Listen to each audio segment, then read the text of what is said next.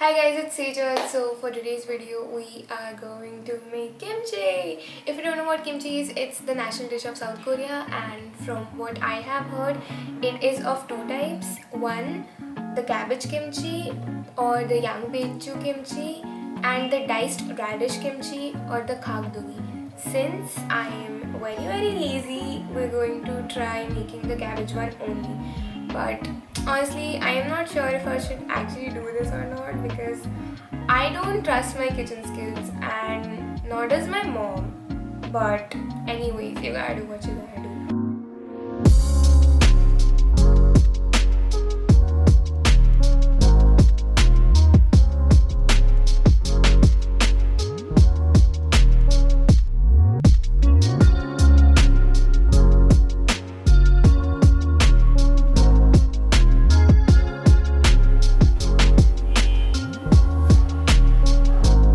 First of all, we're gonna take a cabbage because obviously that's what we are cooking.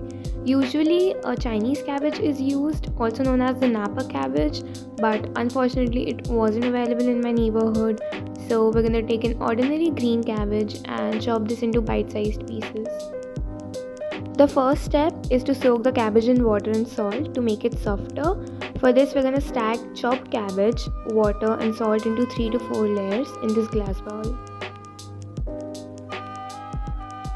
I will now let it sit for about an hour.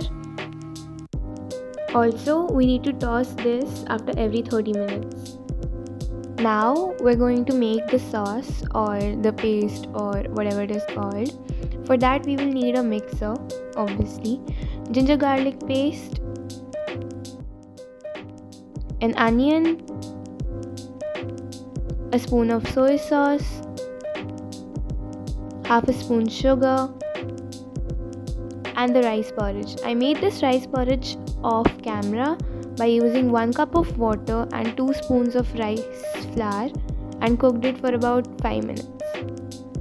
After this, I'm gonna wash the cabbage at least 3 to 4 times to wash off all the salt. Now, I'm going to take a bowl and mix everything up. First, the cabbage, some green onions, the sauce, and some red chili powder. Korean chili flakes, also known as gochujang, are not that spicy compared to the Indian red chili.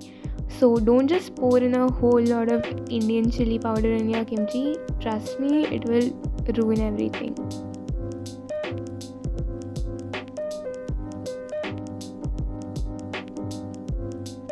Now let me fill this mixture in these airtight mason jars. I'm gonna pack it very tight but also leave some space above because the kimchi will bubble up while fermenting. Hopefully, fingers crossed. So it will need space for that.